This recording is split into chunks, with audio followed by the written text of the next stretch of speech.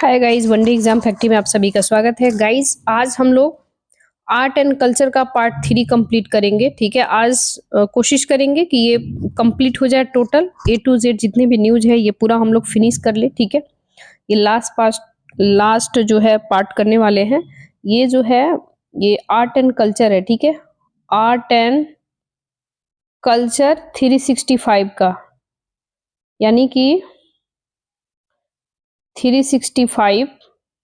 एक minute guys, ये क्या हो गया? 65 PT 365। ठीक है, तो PT 365 आर्ट एंड कल्चर का आज हम लोग फाइनल करेंगे। ठीक है, ये 1 ईयर्स का करेंट अफेयर्स कंपाइलेशन है। ठीक है, ये करेंट अफेयर्स जो है AFFAIRS, ठीक है, करेंट अफेयर्स जो है ये पूरा कंपाइलेशन है 1 ईयर्स का। ये यूपीएससी 2025 में जो 25 मई को एग्जाम होने वाला है, 25 मई 2025, तो इस दिन के लिए विजन आईएएस के द्वारा ये जो 365 निकलता है, तो इसके पहले ऑलरेडी हम इसके पहले जो है लगभग हम लोग कंप्लीट कर चुके हैं। Governance polity and governance. ठीक है, पॉलिटी एंड गवर्नेंस। तो पॉलिटी गवर्नेंस ऑलरेडी मेरे चैनल वनडे एग्जाम फैक्ट्री पे जाकर के आप लोग चेक कर सकते हैं। ठीक है, तो ज्यादा हम समय किल नहीं करेंगे, देन हम लोग स्टार्ट करते हैं। सुर्खियों में रही जनजाति यानी कि ट्राइब इन न्यूज। ठीक है, देखिए सहरिया जनजाति, तो सहरिया जनजाति कहाँ कहाँ पाया जाता है? तो ये मध्य प्रदेश में, उत्तर प्रदेश, राजस्थान। ठीक है, और देखिए यहाँ ऑलरेडी इंडिकेट करके ऑलरेडी मेंशन है। ठीक है, ये राजस्थान हो गया आपका, ये जो हो गया मध्य प्रदेश हो गया, और जस्ट इसके ऊपर जो है ये उत्तर प्रदेश हो गया। ठीक है, तो ये सहरिया जनजाति आपसे पूछे तो याद रखना है मध्य प्रदेश, उत्तर प्रदेश, राजस्थान। तीवा जनजाति, तो तीवा जनजाति जो है ये असम, मेघालय में पाया जाता है। ठीक है, तो ये असम और मेघालय ऑलरेडी यहाँ पे इंडिकेट किया हुआ है, आप देख सकते हैं। ठीक है, ये आपका मेघालय हो गया और ये असम हो गया। ठीक है, नेक्स्ट हम लोग देखते हैं, इसमें है आपतानी जनजाति। तो आपतानी जनजाति जो है ये नयासी जनजाति, आपतानी जनजाति, नयासी जनजाति, ये अरुणाचल प्रदेश में पाया जाता है, जो यहाँ पे ऑलरेडी अरुणाचल प्रदेश है। दूसरा है कोन्याक जनजाति। तो कोन्याक जनजाति जो है ये बहुत ही न्यूज में रहा है, तो ये नागालैंड में है, जो आपको ऑलरेडी इंडिकेशन किया हुआ है। पोमई नागा जनजाति, तो पोमई नागा जनजाति ये मणिपुर में है, जो ऑलरेडी यहाँ पे आप देख सकते हैं। ठीक है, नेक्स्ट है, ये है लुसाई जनजाति, ब्रू समुदाय, ये मिजोरम और त्रिपुरा में पाया जाता है, दोनों लुसाई जनजाति और ब्रू समुदाय जनजाति। ठीक है, ये ऑलरेडी यहाँ पे आप देख सकते हैं त्रिपुरा और मिजोरम में है। ठीक है, तो त्रिपुरा और मिजोरम यहाँ ऑलरेडी आप देख सकते हैं। ठीक है, नेक्स्ट हम लोग देखते हैं, ये रहा जुआंग जनजाति और मनकिड़िया जनजाति। तो जुआंग जनजाति, मनकिड़िया जनजाति ऑलरेडी उड़ीसा में है। कोंडा रेड्डी जनजाति, कोया जनजाति, तो ये कोया रेड्डी जनजाति कहाँ पाया जाता है? तो ये पाया जाता है आपको तेलंगाना में, जो तेलंगाना ऑलरेडी यहाँ पे है। दूसरा है कोया जनजाति, तो कोया जनजाति जो है ये आंध्र प्रदेश का जो ईस्टर्न हिस्सा वाला देख रहे हैं, ये आंध्र प्रदेश में पाया जाता है। ठीक है, नेक्स्ट है इरूला जनजाति। तो इरूला जनजाति ये तमिलनाडु में है और केरल में भी है, यानी कि ये तमिलनाडु केरल, ये हो गया आपका तमिलनाडु, इधर हो गया केरल। ठीक है, ये वाला जो आपका कथी कलर का दिख रहा है। ठीक है, फिर से हम इसको हटा देते हैं। देखिए ये आपका तमिलनाडु हो गया, ये केरल हो गया। ठीक है, तो इरूला जनजाति दोनों केरल, तमिलनाडु दोनों जगह पाया जाता है। नेक्स्ट हम लोग देखते हैं सोलिंगा जनजाति, जेनु कुर्बा जनजाति। ठीक है, तो ये कर्नाटक में है, तो ये कर्नाटक हो गया आपका, केरल में भी, तो नीचे केरल में भी पाया जाता है, और तमिलनाडु, तो यहाँ तमिलनाडु हो गया। ठीक है, नेक्स्ट हम लोग देखते हैं मारिया जनजाति।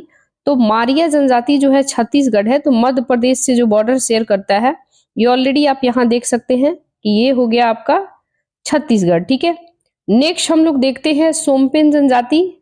तो आप सोमपेन जनजाति जो है इस बार पहली बार वोट किया है, इसकी संख्या बहुत ही कम है, तो ये ऑलरेडी बहुत ही फेमस रहा है। आगे हम लोग देखेंगे तो अंडमान निकोबार द्वीप समूह, ठीक है।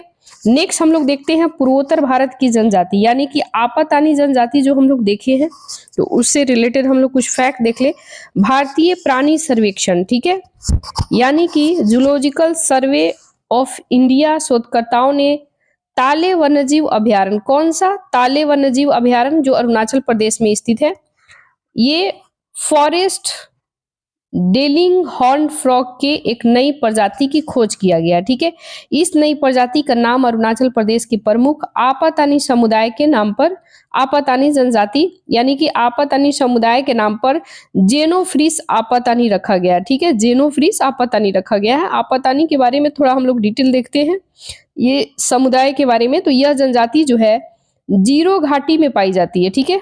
यह अपनी प्रभावी पारंपरिक ग्रामीण परिषद बुलियान के लिए जानी जाती है। इस जनजाति के क्षेत्र को हम बात करें यूनेस्को की अस्थायी, कौन सा, तो अस्थायी सूची में लिविंग कल्चर लैंडस्केप के रूप में शामिल किया गया है। लिविंग कल्चर लैंडस्केप, इसका मतलब होता है कि जहां मनुष्य और पर्यावरण परस्पर निर्भर की स्थिति में एक साथ सामंजस्यपूर्ण से अस्तित्वमान होता हो, ठीक है, यानी कि एक दूसरे से मिला हुआ हो, ठीक है, यानी कि जहां मनुष्य पर्यावरण परस्पर निर्भरता हो, दोनों एक दूसरे से डिपेंडेंट करते हो, ठीक है। उसके बिना मतलब पर्यावरण जो है, ये लोग अक्सर देखा जाए तो पर्यावरण पे ही डिपेंड रहते हैं, ठीक है। ये लोग खुद का, ये लोग का खेती वगैरह होता है, खुद कल्चर करते हैं, प्रोटेक्शन करते हैं, पर्यावरण का रक्षा भी करते हैं, ठीक है।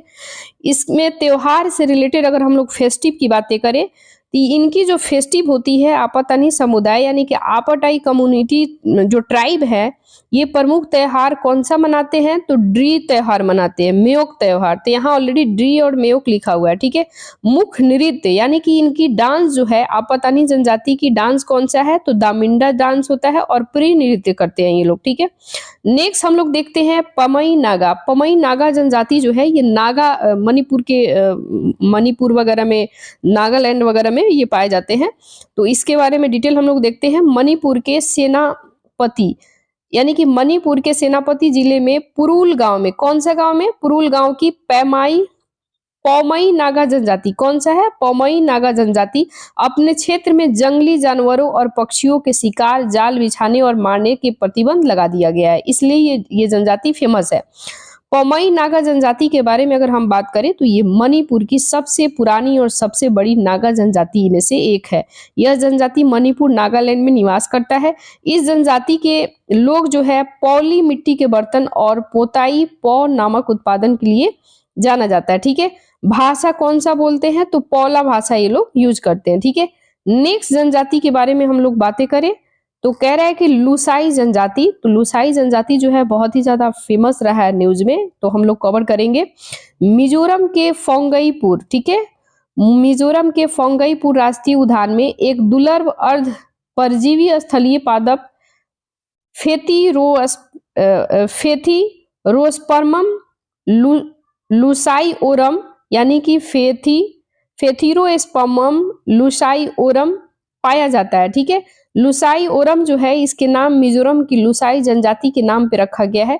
लुसाई जनजाति के बारे में अगर हम बात करें तो ये जनजाति जो है कुकी जनजाति, चीन जनजाति समूह के अंतर्गत आते हैं। ये एक ऐसे जनजाति है जो नस्लीय रूप से मंगोलैड मूल के अंतर्गत माना जाता है, ठीक है, मंगोलैड रूप के, ठीक है। इनका मुख्य व्यवसाय क्या है, मुख्य व्यवसाय की बात करें तो झूम और संतरी की खेती करते हैं। झूम की खेती करते हैं, झूम और संतरी की खेती, ठीक है। झूम का मतलब होता है कि एक कल्टीवेशन जो होता है ना, एक जगह से दूसरे जगह, मतलब लाइक बोले कि एक फसल करते हैं फिर उसको काट करके फिर ये लोग मतलब एक जगह से दूसरे जगह फसल वगैरह के लिए जाते रहते हैं, ठीक है। एंड उस फसल को काट वाट करके जला उला करके फिर दूसरा फसल करते हैं, वहां नहीं होगे तो फिर दूसरे जगह चले जाते हैं, यानी कि एक जगह से दूसरे जगह ट्रांसफर करते रहते हैं। और ये संतरे की मुख्य रूप से खेती करते हैं, ठीक है। लुसाई की अगर हम बात करें तो ये हेड हंटर समुदाय के नाम से भी जाना जाता है। इनके नृत्य की बात करें तो बांस नृत्य, चैरो नृत्य इनका लोकप्रिय नृत्य है, ठीक है। नेक्स्ट हम लोग जनजाति पे चर्चा करते हैं। तो कोन्याक जनजाति बहुत ही न्यूज में था। तो कोन्याक जनजाति जो है, ये कोन्याक समुदाय के शीर्ष संस्था कोन्याक यूनियन ने गूगल मैप पर दिखाई गई गलत सीमा रेखा को सुधारने के लिए नागालैंड सरकार से हस्तक्षेप करने की मांग किया है। कोन्याक जनजाति के बारे में अगर हम लोग बात करें तो ये मंगोलैंड मूल के हैं, यानी कि मंगोलैंड समुदाय से संबंधित ये जनजाति है। इसका धर्म जो है अपनाने से पहले वे प्राकृतिक विधि रूप का पूजा करते हैं, यानी कि नेचुरल पेड़ पौधा, ये मतलब इनके धर्म में ही है कि ये नेचुरली जो है प्राकृतिक का पूजा करते हैं, जैसे पेड़ पौधा हो गया है ना, ये सब पूजा करते हैं। सर्वातमाद, ठीक है, सर्वातमवाद की हम बात करें, एनिमिज्म की बात करें तो ये पालन करते हैं। कोन्याक भाषी जो है चीनी तिब्बत भाषा कुल के साथ उपकुली के उत्तरी नागा और उप शाखा से संबंधित है। कोन्याक जनजाति के लोग पहले हेड हंटर्स के नाम से पुकारा जाते थे। कौन सा? हेड हंटर्स, ठीक है। इसका जनजाति जो है प्रीतिशतात्मक, यानी कि प्रीतिशतात्मक सामाजिक व्यवस्था प्रचलित है, ठीक है। नेक्स्ट जनजाति की हम लोग देखें तो कह रहा है कि नयसी जनजाति। तो नयसी जनजाति हाल ही में कबक योना माउंट एवरेस्ट पर चढ़ने वाला अरुणाचल प्रदेश की नयासी जनजाति की पहली महिला बन गई है, ठीक है। तो ये बहुत ही इंपॉर्टेंट है, ये महिलाएं हैं, ठीक है। नयासी जनजाति के बारे में हम लोग बात करें, ये जनजाति को पहले डल्फा के नाम से जाना जाता था, सॉरी डफला, डल्फा कह रहे हैं। ये नयसी जनजाति को पहले डफला के नाम से जाना जाता था। यह अरुणाचल प्रदेश का सबसे बड़ा नृजातीय समुदाय है। नयसी समाज न तो जाति व्यवस्था आधारित है और न ही वर्गों में विभाजित है। इस जनजाति में बहुपत्नी विवाह, यानी कि पोलीगेमी, ठीक है, पोलीगेनी का नियम प्रचलित है, ठीक है। विवाह ये लोग करते हैं, बहुपत्नी विवाह करते हैं। यह समुदाय जो है लोंगटे उत्सव नए कृषि मौसम का प्रतीक माना जाता है, ठीक है। यह समुदाय मानता है कि वे अबोतानी पृथ्वी पर पहले इंसान की संतान के वंशज है और इसी कारण से नईशी आदि गालो आपतानी स्वयं को तानी जनजाति समुदाय कहते हैं, ठीक है। तो ये सबसे पहले तो आपको ये बहुत इंपॉर्टेंट हो जाता है, एमवीवीआई कर लो आप इसे, ठीक है, एमवीवीआई, क्योंकि ये बहुत इंपॉर्टेंट है, या फिर स्टार मार लो क्योंकि बहुत इंपॉर्टेंट है। सबसे पहले क्या है कि एवरेस्ट शिखर पे ये जो है नेसी जनजाति की जो महिला है ये चढ़ाई की हुई है, तो इसलिए ये फेमस है, ठीक है, याद रखना आपको। नेक्स्ट हम लोग देखते हैं ब्रू समुदाय। ब्रू समुदाय तो हमेशा चर्चा में रहता है। त्रिपुरा में पहली बार ब्रू समुदाय ने लोकसभा चुनाव में अपनी मताधिकार किया। वाह, वेरी गुड। एक तो ऑलरेडी हम लोग देखे हैं सोम्पेन जनजाति जो है वो फेमस है अपने वोटिंग करने के लिए, और दूसरा जो है ब्रू समुदाय। तो ब्रू समुदाय जो है, ब्रू टाइप जो है, ये त्रिपुरा में रहता है और ये पहली बार लोकसभा का जो अभी रिसेंट 2024 में चुनाव हुआ है, इस चुनाव में इन्होंने मतदान किया, तो इसलिए ये इंपॉर्टेंट हो जाता है, आप लोग स्टार मार लीजिएगा, ठीक है। ब्रू समुदाय के बारे में हम लोग बात करें तो ब्रू समुदाय को रियांग के नाम से भी जाना जाता है। ये समुदाय ऐतिहासिक रूप से मिजोरम, त्रिपुरा, दक्षिण असम के कुछ हिस्सों में रहता है। त्रिपुरा में रियांग को विशेष रूप से कमजोर जनजाति समूह यानी कि पीबीटीजी में रखा गया है, वर्गीकृत किया गया है। ये मिजोरम की मिजो जनजाति से जनजाति के रूप में भिन्न है। 1997 में मिजो जनजाति के साथ नृजाति संघर्ष के बाद लगभग 30,000 से अधिक ब्रू मिजोरम से पलायन कर गए थे, यानी एक जगह से दूसरे जगह 1997 में ये लोग चले गए थे, क्योंकि बहुत ज्यादा संघर्ष हो चुका था, ठीक है, यानी कि ये जनजातीय नृजातीय संघर्ष हो चुका था, ठीक है। इसके कारण ये लोग को 30,000 लगभग जनजाति एक जगह से दूसरी जगह मिजोरम में चले गए थे। त्रिपुरा के शरणार्थी जो हैं सीवर में रहने के लिए मजबूर होना पड़ा था। 2020 की बातें करें तो केंद्र सरकार ने त्रिपुरा और मिजोरम की सरकार और ब्रू रियांग प्रतिनिधि के एक चतुष्ट पक्षीय समझौते पर हस्ताक्षर किए और ये समझौता त्रिपुरा में ब्रू शरणार्थियों को अस्थायी रूप से बसाने के सहमति बनी है, ब्रू शरणार्थी, ठीक है। नेक्स्ट हम लोग देखते हैं तीवा जनजाति। तो तीवा जनजाति भी बहुत न्यूज में है। कह रहे हैं कि हाल ही में पूर्वोत्तर भारत की तीवा जनजाति ने अपना महत्वपूर्ण सांस्कृतिक उत्सव यांगली उत्सव मनाया है। ये कुछ वर्षों में एक बार मनाया जाता है। यह अच्छी फसल पैदावार होने के लिए देवी लक्ष्मी को प्रसन्न करने की मनाया जाता है। ठीक है। तीवा जनजाति के बारे में बात करें तो भौगोलिक निवास क्षेत्र जो है निरीजातीय समूह के रूप में ये असम और मेघालय के क्षेत्रों में निवास करता है। इसके साथ ही अरुणाचल प्रदेश, मणिपुर, नागालैंड के कुछ हिस्सों में भी पाया जाता है। भाषा की बात करें तो ये तीवा बोली बोलते हैं ये लोग, जिसे लालंग भी कहा जाता है। यानी कि तीवा जो बोली बोलते हैं ये लोग, इसको लालंग भी कहा जाता है। इस भाषा को तिब्बत बर्मन भाषा परिवर्तन से संबंधित है, रिलेटेड है। पारंपरिक परिधान की बात करें, यानी ये लोग को ड्रेसअप की बात करें, कि ये पुरुष के लिए सादोर ऊपर वस्त्र एक पट्टी में होता है, जैसे यहाँ आप देख सकते हैं पटिया वगैरह। ठीक है। महिलाएं के लिए मेखला चादर ओढ़ती हैं, तो ये जो महिलाएं चादर ओढ़ी है ये मेखला चादर है। ठीक है। नेक्स्ट हम लोग देखते हैं, कह रहे हैं कि पूर्वी भारत के जनजातियां जैसे कि जुआंग जनजाति, ये भी न्यूज में है। जिला स्तरीय समिति ने उड़ीसा के क्योंझोर में रहने वाली जुआंग जनजाति के पर्यावास अधिकार प्रदान किए हैं। इसके अलावा पर्यावास अधिकार प्राप्त करने वाली अन्य जनजाति में जाजपुर उड़ीसा की, जोंग देवगढ़ उड़ीसा की, पौंडी भुइयां मध्य प्रदेश की, भारिया पीबीटीजी छत्तीसगढ़ की, कमार पीबीटीजी, बैगा पीबीटीजी में शामिल किया गया। ठीक है। तो जुआंग जनजाति जो है इनको भी पीबीटीजी में ऐड किया गया। ठीक है। जुआंग जनजाति की बात करें तो ये ऑलरेडी उड़ीसा में रहते हैं। मूलवासी की बात करें तो जुआंग पहाड़ी जो है थानिया और मैदानी यानी कि भागुड़िया के रूप में भी विभाजित है। ये समुदाय जो है क्योंझोर की पहाड़िया, अनुगुल के पल्लाहारा और ढेंकनाल के मैदान में निवास करते हैं। ऐतिहासिक रूप से हम लोग बात करें तो मूल रूप से ये समुदाय जो है पटुआ के नाम से भी जानते हैं, और पटुआ नाम जो है दरअसल स्कर्ट जैसी पतियों के पारंपरिक पोशाक पहनने के कारण आया है। ठीक है। पटुआ वगैरह नहीं देखते हैं, जो एक पटुआ एक रस्सी टाइप का होता है। ठीक है। तो उसका ये लोग पोशाक टाइप का बनाते हैं। व्यवसाय की बात करें, ये लोग का बिजनेस क्या है, तो ये जनजाति जो है मूल रूप से स्थानांतरित खेती या फिर तोइला चासा के कार्यों में संलग्न होते हैं। यानी कि एक जगह से दूसरे जगह खेती, स्थानांतरित खेती वगैरह करते हैं।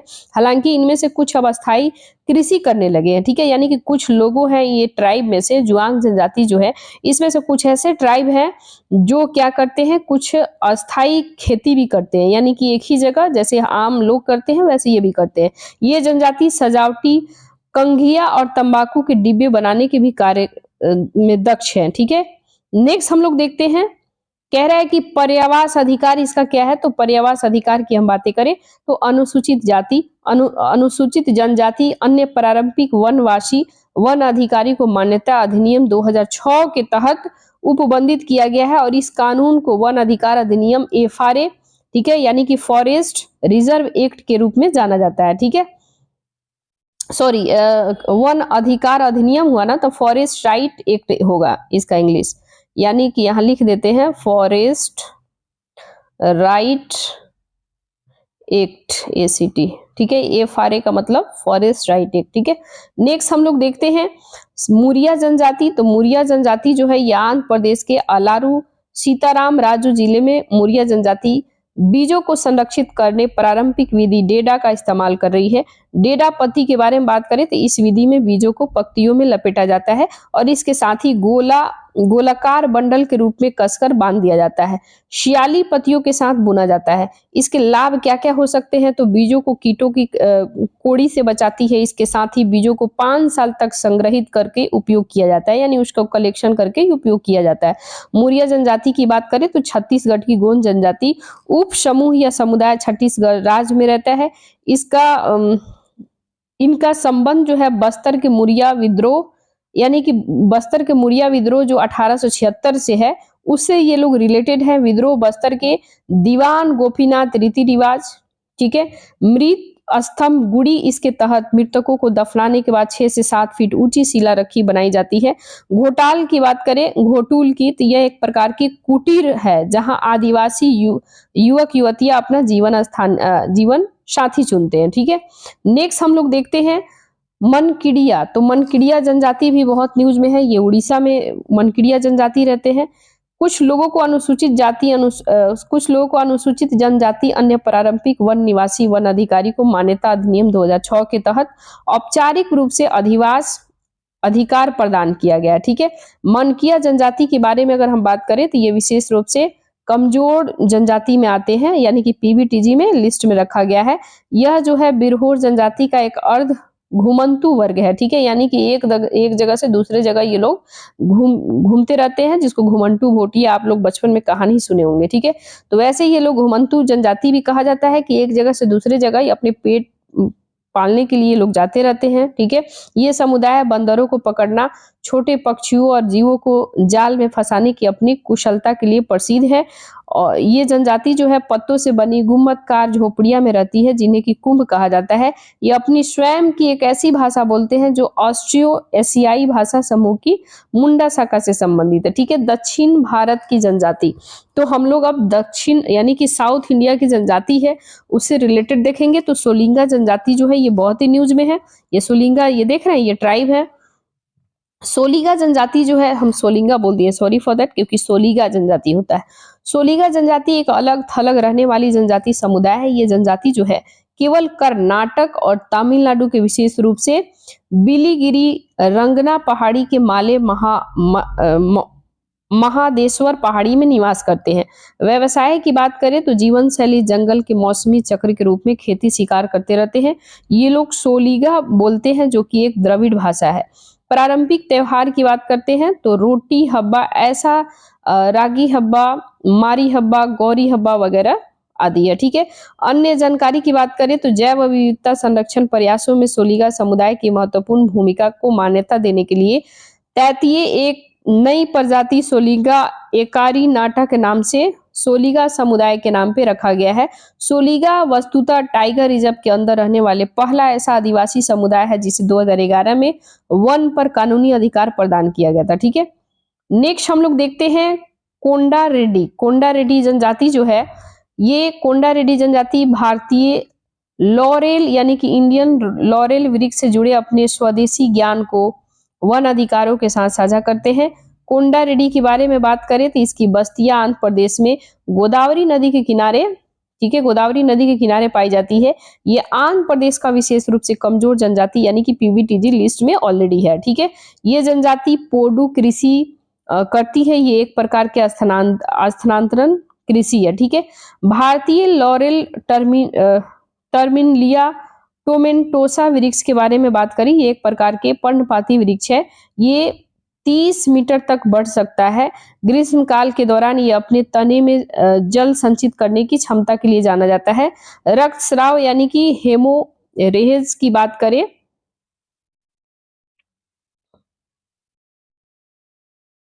हिमोरेज की बात करें तो अल्सर फ्रैक्चर के उपचार में इस पेड़ की छाल पत्तों का उपयोग किया जाता है दवाई के रूप में, ठीक है।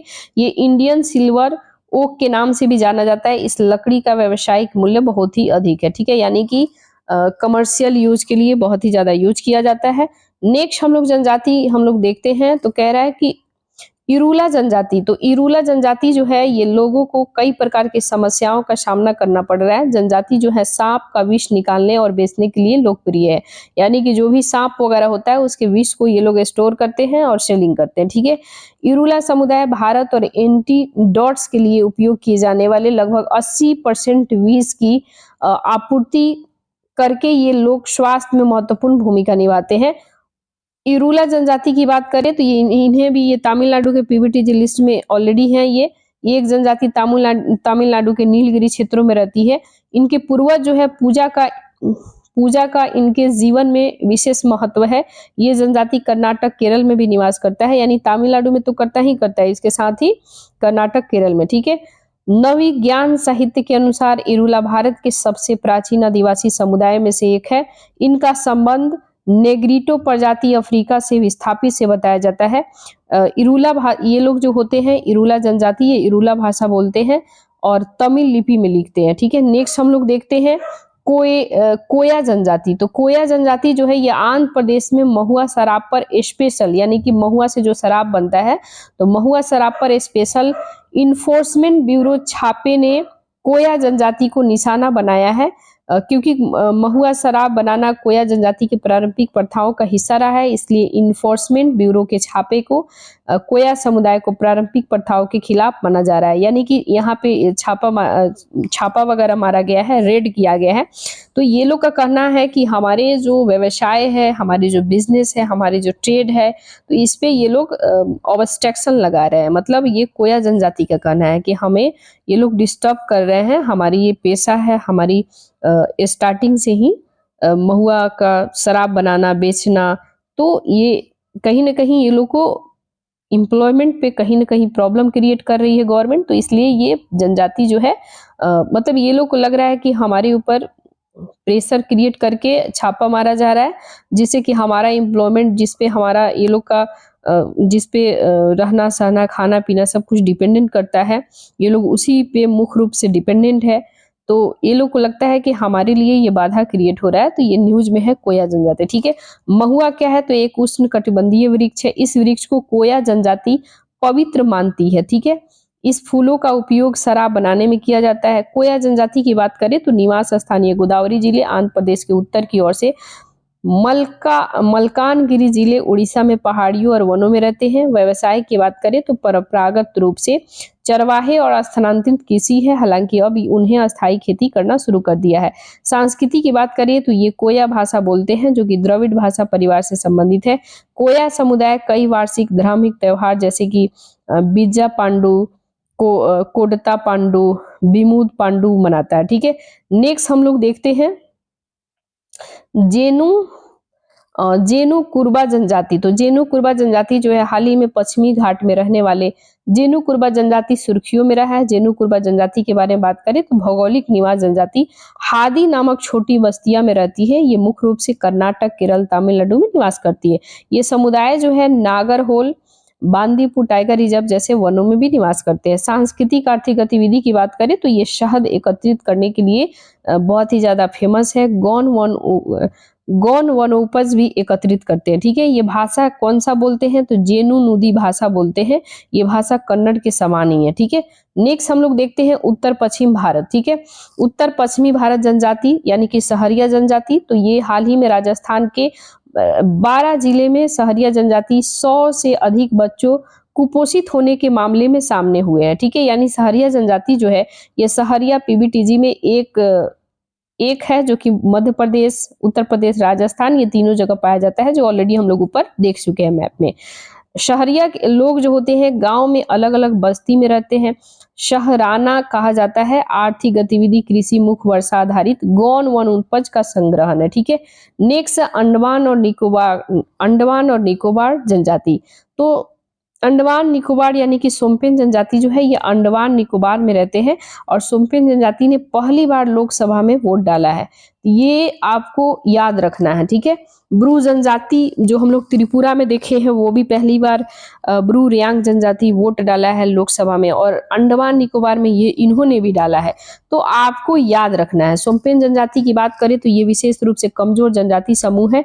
ये जनजाति ग्रेट निकोबार द्वीप समूह का समूह संगठन उष्णकटिबंधीय वर्षा वनों में भी निवास करती है। ये जनजाति मंगोलाइड निरीजातीय समूह से संबंधित है। 2011 की जनगणना के अकॉर्डिंग ये सोम्पेन जनजाति की अनुमानित जनसंख्या मात्र 229 है। मात्र टोटल, मतलब ये लोग की संख्या जो है बहुत ही लेस है। टोटल कितना है, तो इनकी टोटल पॉपुलेशन जो है मात्र 229 है, ठीक है, यानी 229 है।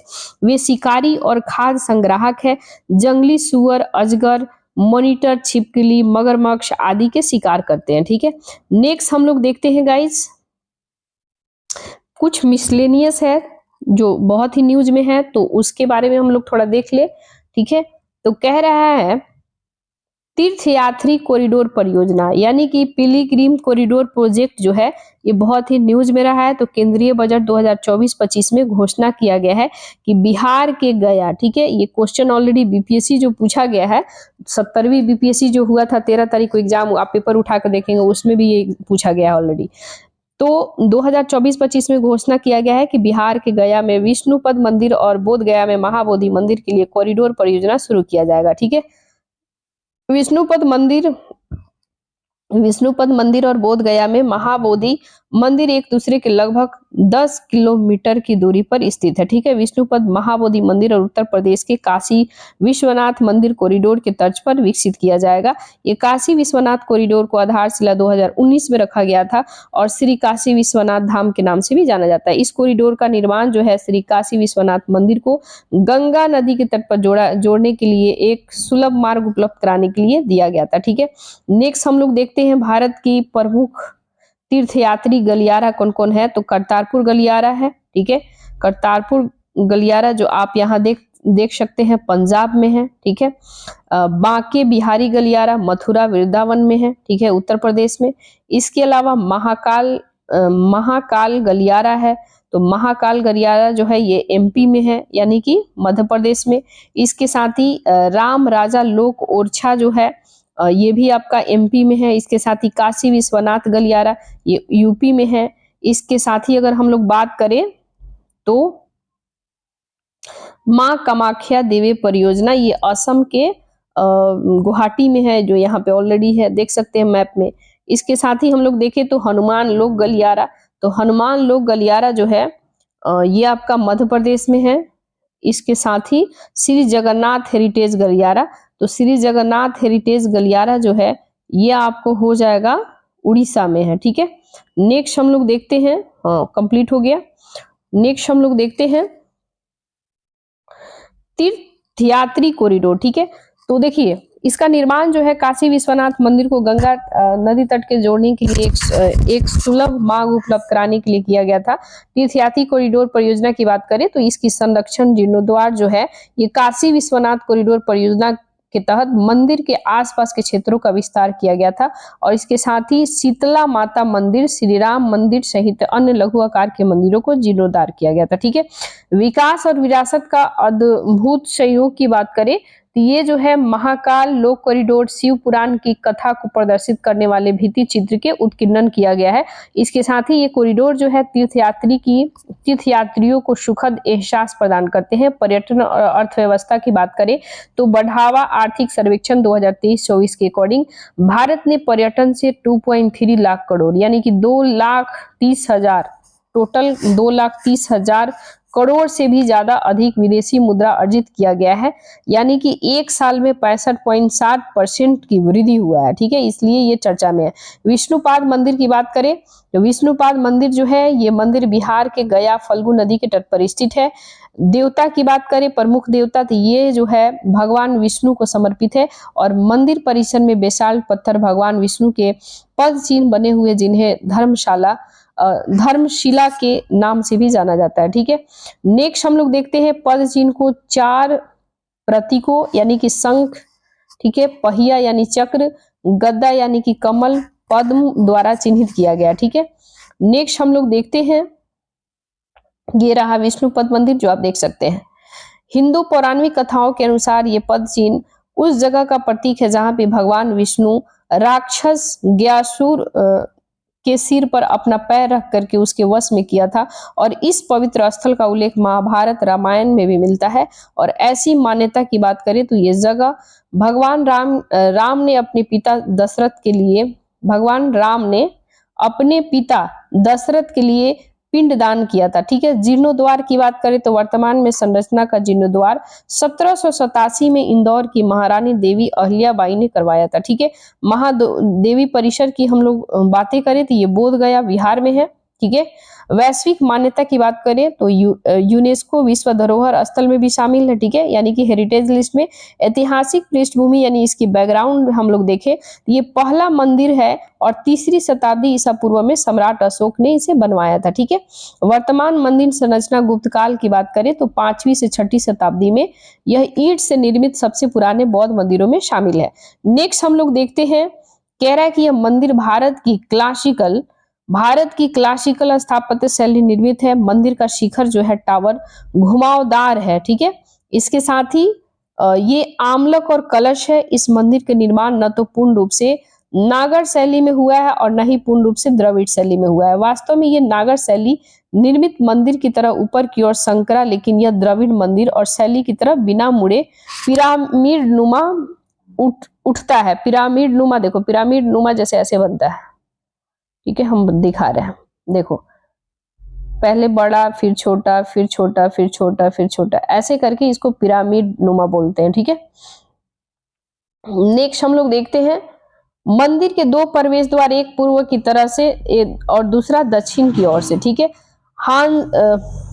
इसमें हनीश कल गीज डिजाइने से सुसज्जित मॉडलिंग के सहित निचला तहखाना भी इसे ऊपर बुद्ध की छवियों वाले आलो की एक श्रृंखला है, ठीक है। वर्जासन जो है हीरे का सिंहासन है, ठीक है। यह पॉलिशदार बलुआ पत्थर प्लेटफॉर्म है। यह वजह जो है जहां भगवान बुद्ध ने बैठकर ध्यान किया था, इसे मूल रूप से सम्राट अशोक ने स्थल पर बनवाया था जहां भगवान बुद्ध ने बैठकर ध्यान किया था। 7 पवित्र स्थल की बात करें तो पवित्र बोधि वृक्ष जो है यह मंदिर के पश्चिमी भाग में स्थित है।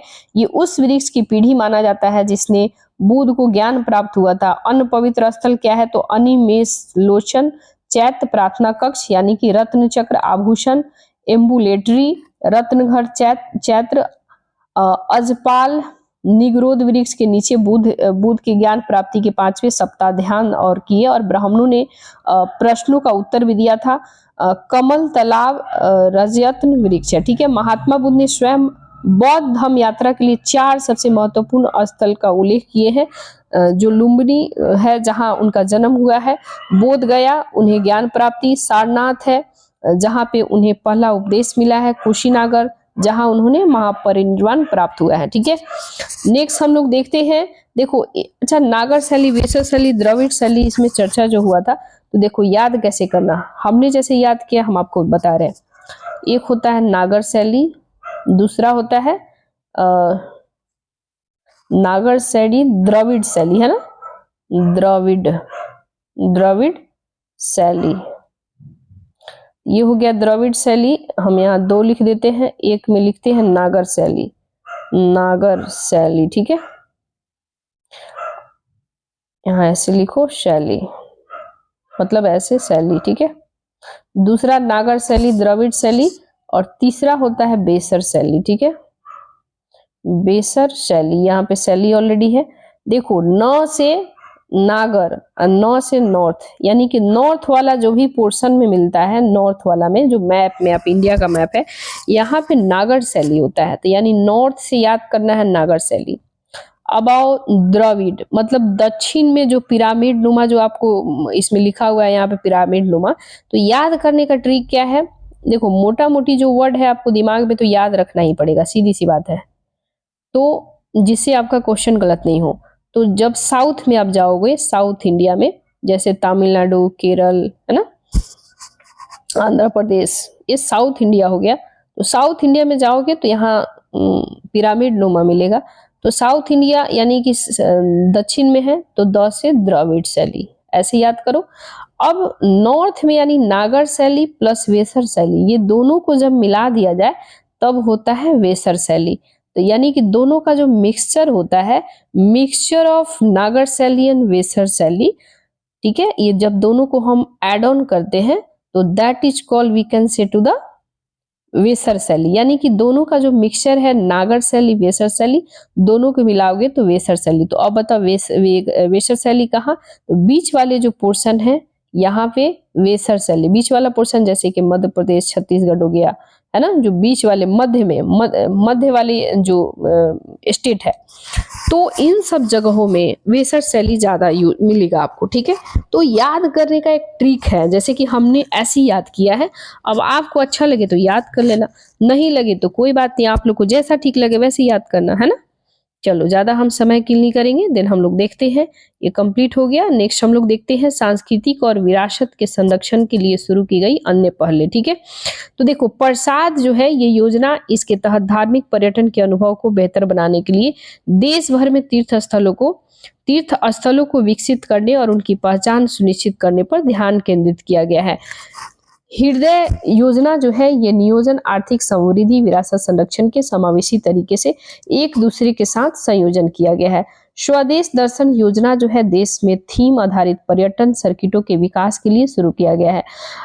दूसरा जो है एडॉप्ट ए हेरिटेज 2.0, ठीक है। एडॉप्ट ए हेरिटेज 2.0 जो है ये स्मारकों के संरक्षण के लिए कॉरपोरेट हितधारकों के साथ सहयोग को बढ़ावा दिया जा रहा है। पर्वतमाला परियोजना की बात करें तो धार्मिक पर्यटन स्थलों नजदीक तक कनेक्टिविटी को बढ़ावा दिया जा रहा है। काशी तमिल की बात करें संगम, तो ये पहला तमिल और काशी शिक्षा का प्राचीन केंद्र के बीच सदियों पुराने संबंधों उत्सव मनाने और उन्हें सॉरी गाइस, थोड़ी खांसी हो गई। तो ये जो है प्राचीन केंद्र के बीच सदियों पुराने संबंधों को उत्सव मनाने और उन्हें पुनर्जीवित करने के लिए शुरू किया गया था। तो ये अपन इतना याद रखना। नेक्स्ट हम लोग देखते हैं श्री करतारपुर साहिब कॉरिडोर, जो ऑलरेडी पंजाब में जो है ये बहुत ही चर्चा में है, तो इसे हम लोग देखेंगे। तो कह रहा है हाल ही में भारत और पाकिस्तान के श्री करतारपुर साहिब कॉरिडोर पर समझौते की वैधता को अगले 5 वर्षों की अवधि के लिए बढ़ाने पर सहमति हुआ है। देखो करतारपुर जो है ये तो है पंजाब में, लेकिन ये करतारपुर एक कॉरिडोर है जो पंजाब से होते हुए भी जाता है।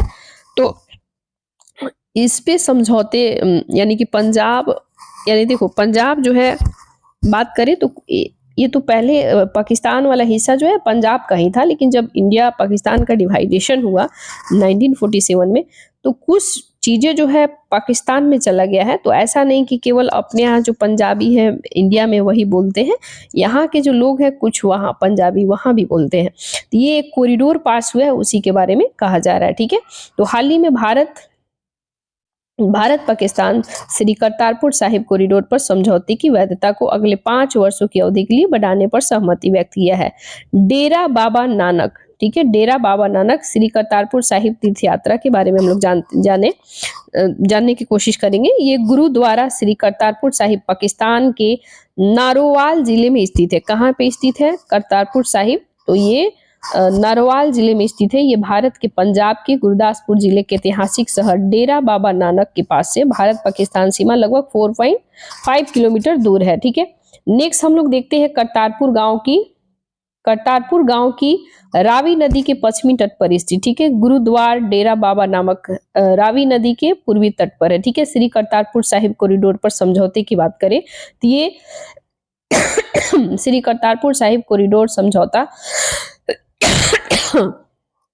मूल रूप से 2019 में हस्ताक्षर हुआ था, यानी कि सिग्नेचर हुआ था और 5 वर्षों के लिए वैलिड था, इसलिए ये सेवानिवृत्त किया गया है। नेक्स्ट हम लोग देखते हैं, इस समझौते के तहत भारतीय तीर्थयात्री ओवरसीज सिटीजन्स ऑफ इंडिया यानी कि OCI कार्ड धारक को भारत में पाकिस्तान स्थित गुरुद्वारा दरबार साहिब करतारपुर वर्ष भारत दैनिक आधार पर वीजा मुक्त यात्रा का प्रावधान किया गया था। लेकिन अब क्या है कि पाकिस्तान सिखों को इस गलियारे का प्रयोग करने की अनुमति नहीं है। ये भारतीय वीजा प्राप्त किए बिना भारत में डेरा बाबा नानक तक नहीं जा सकते हैं। गुरुद्वारा दरबार साहिब करतारपुर जाने वाली सभी तीर्थयात्रियों को उसी दिन भारत वापस लौटना होता है। जैसे कि आज आप चले गए तो आपको उसी दिन पुनः लौटना पड़ता है, ठीक है। पाकिस्तान प्रत्येक तीर्थयात्री से प्रत्येक यात्रा के लिए 20 अमेरिकी डॉलर वसूलता है, ठीक है।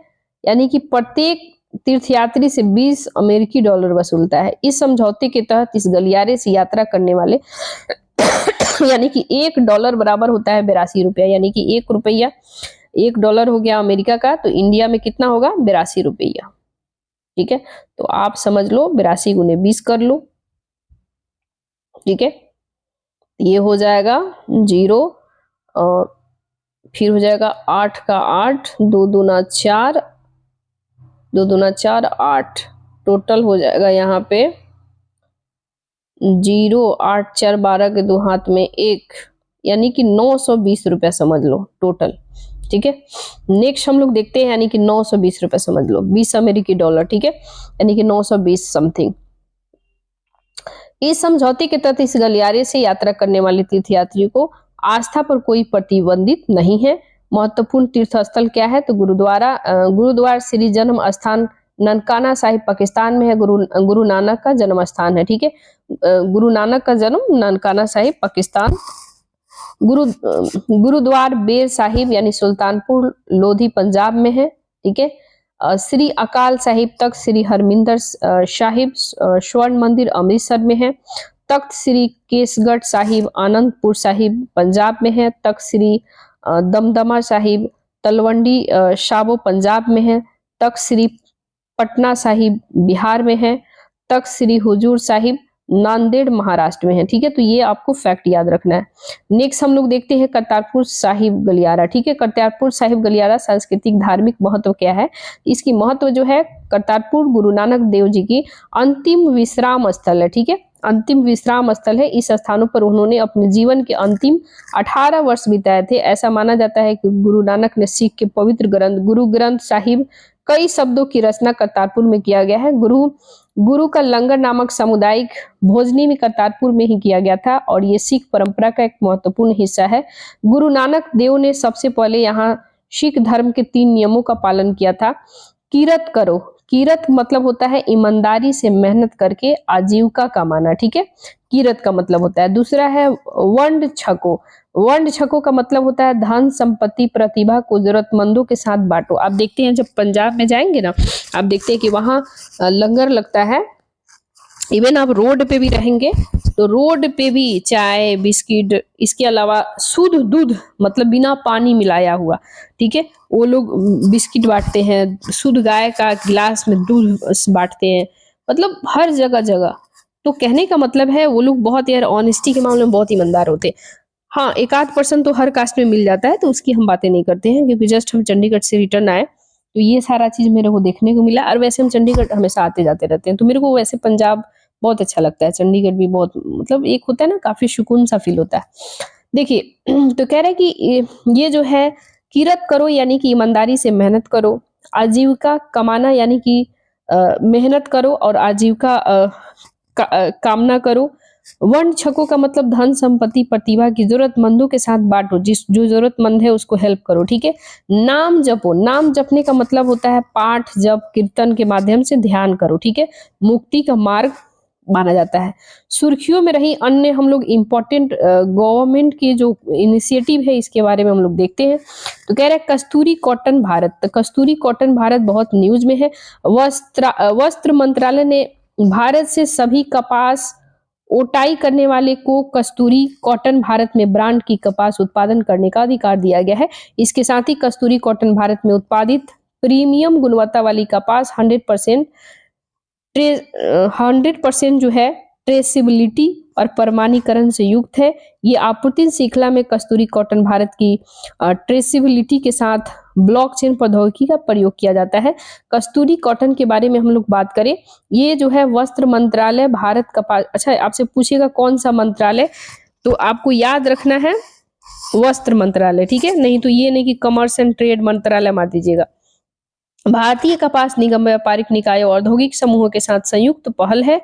इसका उद्देश्य क्या है? भारतीय कपास की ब्रांडिंग, ट्रेसेबिलिटी और प्रमाणन की पूरी जिम्मेदारी को लेकर स्वयं विनियमन सिद्धांत का कार्य करना और इसकी वैश्विक प्रतिस्पर्धाओं को बढ़ाया जा सके और एक अस्थायी कॉटन इकोसिस्टम बनाया जा सके। कार्यान्वयन एजेंसी की बात करें, सूती वस्त्र निर्यात संवर्धन परिषद की बात इसमें किया गया है। ठीक है, नेक्स्ट हम लोग देखते हैं प्रोजेक्ट परी। तो प्रोजेक्ट परी क्या है? ठीक है, तो पब्लिक आर्ट ऑफ इंडिया, यानी परी का फुल फॉर्म है प्रोजेक्ट परी, यानी कि परी ये पब्लिक आर्ट ऑफ इंडिया। ठीक है, ये सांस्कृतिक मंत्रालय यूनेस्को की 46वीं विश्व धरोहर समिति की बैठक के लिए प्रोजेक्ट परी शुरू किया है। ठीक है, तो इसके बारे में हम लोग देखते हैं। प्रोजेक्ट परी के तहत पहला आयोजन दिल्ली में हुआ है। ठीक है, तो अपन याद रखना है। नेक्स्ट हम लोग देखते हैं प्रोजेक्ट परी के बारे में डिटेल। तो ललित कला अकादमी राष्ट्रीय आधुनिक कला संग्रहालय कार्यान्वयन किया जा रहा है। ललित कला अकादमी केंद्रीय सांस्कृतिक मंत्रालय के तहत एक स्वायत्त संस्था है। ठीक है, इसका उद्देश्य क्या है? तो शहरी परिदृश्य को लोक प्रतिष्ठानों के माध्यम से कला के लोकतांत्रिकरण को बढ़ावा देना। लोकतांत्रिकरण ऐसे परिदृश्यों को सुगम्य दीर्घाओं में बदल देगा। देश भर में 150 से अधिक दृश्य कला से जुड़े कलाकार दिल्ली में पेंटिंग, भित्ति चित्र, मूर्ति जैसी कलाकृतियां बनाएंगे। नेक्स्ट हम लोग देखें तो कह रहा है कि थांग का पेंटिंग, ये सिक्किम लद्दाख में पाया जाता है। चेरियल पेंटिंग तेलंगाना में मिलता है, बनी ठनी पेंटिंग राजस्थान में, और अल्पना कला जो है ये त्रिपुरा में मिलता है। ठीक है, नेक्स्ट हम लोग देखते हैं पर्यटन मित्र पर्यटन दीदी पहल। ठीक है, यानी गवर्नमेंट का इनिशिएटिव है। ठीक है, पर्यटन मित्र पर्यटन दीदी पहल, ये पर्यटन मंत्रालय के द्वारा राष्ट्रीय दायित्व पर्यटन पहल के रूप में पर्यटन मित्र पर्यटन दीदी की शुरुआत हुआ है। ये पहल देश का 50 पर्यटन स्थलों में शुरू हुआ है। पर्यटन मित्र की बात करें तो पर्यटन दीदी पहल के बारे में, इसका उद्देश्य क्या है? इसका उद्देश्य है पर्यटन स्थलों पर पर्यटकों का समग्र अनुभव को बेहतर बनाना। इसके लिए पर्यटकों को अतिथि प्रेमी लोगों से मिलवाया जाएगा। ये लोग पर्यटन स्थलों से दूत और कहानीकारकों के रूप में करेंगे। ये कार्य उन सभी व्यक्तियों को पर्यटन संबंधी प्रशिक्षण जागरूकता प्रदान किया जा रहा है। किसी भी पर्यटन स्थल पर पर्यटकों के साथ बातचीत संवाद करते हैं। विजन की बात करें तो अतुल्य भारतीयों के माध्यम से अतुल्य भारत का अनुभव करने के लिए सभा की स्वागत सत्कार करना है। ठीक है, इसमें खाद्य पर्यटन, शिल्प पर्यटन जैसे पर्यटन संबंधी नए उत्पादों को अनुभवों को भी विकसित करने के लिए महिला और युवाओं के प्रशिक्षण पर विशेष जोर दिया गया। ठीक है, नेक्स्ट हम लोग देखते हैं जीआई टैग के बारे में, भौगोलिक संकेत, ज्योग्राफिकल इंडिकेशन टैग। तो चेन्नई में स्थित भौगोलिक संकेत रजिस्ट्री ने भारत के अलग अलग राज्यों को कई उत्पादक को जीआई टैग प्रदान किया है। नेक्स्ट है भौगोलिक संकेत यानी कि जीआई टैग। ये क्या है? तो ये एक प्रकार का ऐसा सांकेतिक है जो कि किसी भी उत्पादन की पहचान और उसकी विशिष्टता भौगोलिक उत्पत्ति से जोड़ता है। ये विश्व व्यापार संगठन यानी कि WTO वर्ल्ड ट्रेड ऑर्गेनाइजेशन के माध्यम से उनके सदस्यों के अधिकारों, क्षेत्र, उनके राज्य प्रांतों के भीतर किसी स्थानीय इलाके के उत्पादों को जीआई टैग दिया जाता है। ठीक है, ट्रिप्स क्या है? तो ये ट्रिप्स समझौते में परिभाषित है। एक भौगोलिक संकेत 10 वर्षों की अवधि के लिए पंजीकृत किया गया है, यानी कि 10 वर्ष समय के लिए। ठीक है, पंजीकरण अवधि को समय समय पर रिन्यूअल यानी एक बार करना पड़ता है। 10 वर्षों की अवधि के लिए नवनीकृत किया जाता है। ठीक है, नवीनीकृत किया जाता है यानी फिर से रिन्यूअल कराया जाता है। इसके साथ ही इसके धारक को किसी तीसरे पक्ष के गैर मानकीकृत उत्पादक के लिए उक्त संकेत का इस्तेमाल करने से रोकने के सक्षम बनाता है। एक संरक्षित भौगोलिक संकेतक धारक को किसी अन्य व्यक्तियों को उसी तकनीक उपयोग करके उत्पादन बनाने से रोकने में सक्षम नहीं बनाता है, जिसका निर्धारण उस संकेतक के मानक में किया जाता है। ठीक है, नेक्स्ट हम लोग देखते हैं भारत से संबंधित कानून। तो माल का भौगोलिक संकेत रजिस्ट्रीकरण और संरक्षण अधिनियम 1999। ठीक है, यानी कि भारत में क्या क्या कानून है इसके लिए? तो माल का भौगोलिक संकेत रजिस्ट्रीकरण जो है यानी ज्योग्राफिकल इंडिकेशन एक्ट जो है रजिस्ट्रीकरण के लिए 1999 लगता है। माल जो होता है यानी कि जो सामान प्रोडक्ट्स वगैरह होते हैं, कोई भी अगर उस पर जीआई टैग वगैरह मिलता है इंडिकेशन के लिए, तो विनियमन और संरक्षण यानी उसके प्रोटेक्शन के लिए नियम 2002 लगता है। ठीक है, इसके साथ ही भौगोलिक संकेतक रजिस्ट्रीकरण उद्योग संवर्धन आंतरिक व्यापार विभाग के तहत पेटेंट, डिजाइन और ट्रेडमार्क महानियंत्रक भौगोलिक संकेत रजिस्ट्रार है। ठीक है, ये रजिस्ट्रार भौगोलिक संकेत रजिस्ट्री के कामकाज की निगरानी करता है और जीआईआर का क्षेत्राधिकार अखिल भारतीय है। ठीक है, नेक्स्ट हम लोग देखते हैं जीआई टैग। तो Pilkhuwa hand block print, Pilkhuwa hand block print जो है ये प्राकृतिक डाई का उपयोग करते हुए वस्त्र और लकड़ियों पर पारंपरिक ब्लॉक प्रिंटिंग है। ठीक है, ये जो आप देख सकते हैं। ठीक है, नेक्स्ट है बनारस धातु ढलुआ शिल्प मेटल कास्टिंग क्राफ्ट। बनारस के ढलुआ धातुओं को जीआई टैग मिला है। ठीक है, यानी कि बनारस के ढलुआ धातु जो है इसको जीआई टैग मिला है, आपको याद रखना है। नेक्स्ट है बरेली के बांस बेत। तो बरेली के बांस बेत जो कि हाथ की कारीगरी से बांस एवं बेत से कई घरेलू सामान और फर्नीचर, आजकल आप लोग देख रहे हैं कि बांस के फर्नीचर, बांस के बहुत सारा सोफा वगैरह, कुर्सी वगैरह, बेंच, टेबल जो भी सारे है ना, तो ये बरेली को मिला है बांस बेत को, ऐसा कुर्सी वगैरह बनाने वगैरह लेकर के। तो इससे क्या है, इनको जीआई टैग मिला है, अपन याद रखना। नेक्स्ट हम लोग देखते हैं थारू एम्ब्रॉयडरी कढ़ाई। ठीक है, तो थारू एम्ब्रॉयडरी कढ़ाई जो है इसमें रंग बिरंगे धागों से जीआई टैग यानी कि कढ़ाई की जाती है और थारू संस्कृति को परिलक्षित किया जाता है। तो एक थारू जो है एक जनजाति भी है। ठीक है, और इसके साथ ही जो है इनको जीआई टैग भी मिला है। किस चीज के लिए मिला है? तो अपन याद रखना है कि धागा से बहुत सारे धागा से रंग बिरंग के कढ़ाई वगैरह करते हैं नेचुरली, ठीक है, यानी कि थारू सांस्कृतिक कढ़ाई वगैरह करके रंग बिरंग के, तो इनको एम्ब्रॉयडरी कढ़ाई, ठीक है, थारू एम एम एम्ब्रॉयडरी कढ़ाई को जीआई टैग मिला, तो आपको याद रखना है। बरेली जरी जरदोजी, ठीक है, इसको भी जीआई टैग मिला है। तो कढ़ाई के यानी बुन कढ़ाई का मतलब होता है जैसे उसको एक होता है मशीन के द्वारा, एक होता है हाथ से बुनना उसको मतलब लाइक बोले तो उसमें बहुत महीन वर्क होता है, ठीक है। और कोई चादर वगैरह, कोई बेडशीट वगैरह, बेडशीट हो गया, कोई तकिए का पिलो का जो कवर हो गया, इस तरीके से डिजाइन किया जाता है, ठीक है। तो कढ़ाई के लिए सोने या चांदी के तार, जिसमें जारी कहा जाता है, जरी कहा जाता है, उपयोग कपड़ों को आकर्षण बनाया जाता है, जैसे कि आप यहाँ देख सकते हैं। बरेली को ही मिला है जीआई टैग, बरेली।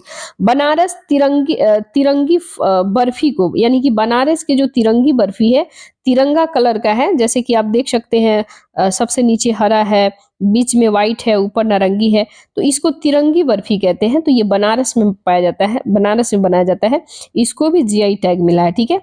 नेक्स्ट हम लोग देखते हैं, नेक्स्ट है बोडो नार्जी। बोडो नार्जी ये जूट के पत्ता कोरकोरस कैप्सूलरिस से बना एक अर्ध किण्विक खाद है, इसको भी जीआई टैग मिला है। बोडो और नाई या पारंपरिक बोडो बुनाई जो कि अपने जीवंत रंगों को जटिल डिजाइनों के लिए बनाया जाता है, जो आप देख सकते हैं, इसको भी जीआई टैग मिला है। बोडो नेफाम, तो बोडो नेफाम यह 2-3 महीनों तक पूरी तरह बंद कंटेनर में एनारोबिक रूप से तैयार की गई किन्विन मछली से बना एक व्यंजन है, ठीक है, तो इसे भी जीआई टैग मिला है।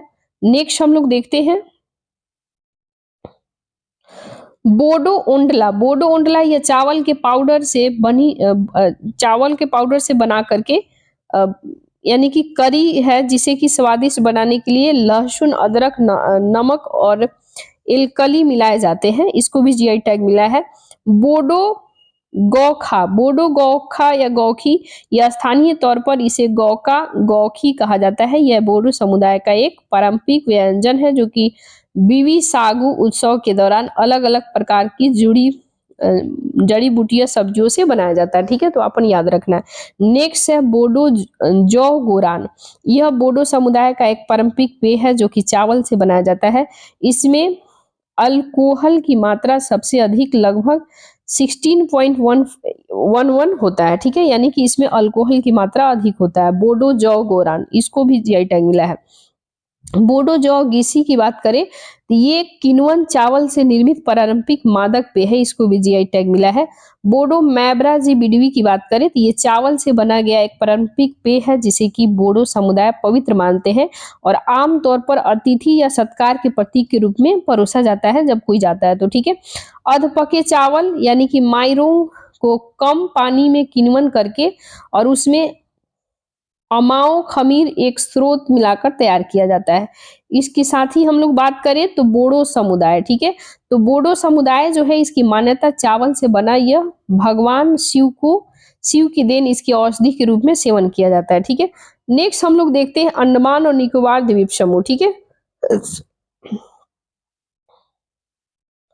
कह रहा है अंडमान और निकोबार द्वीप समूह, निकोबारी होंगी होदी शिल्प, यह खोखले पेड़ के तने से बनी पारंपरिक डोंगी है, इसको भी जीआई टैग मिला है। निकोबारी चटाई, निकोबार की ये चटाई है, आप देख सकते हैं, ये प्राकृतिक रेशों से बुनी गई एक चटाई है, जिसे कि बैठने और सोने के लिए उपयोग किया जाता है, ठीक है। अंडमान अंडमान के है करेन मसूली चावल, ठीक है, अंडमान के करेन मसूली चावल को जीआई टैग मिला है। यह सुगंधित चावल की एक विशिष्ट किस्म है, जिसे कि करेन समुदाय द्वारा उगाया जाता है।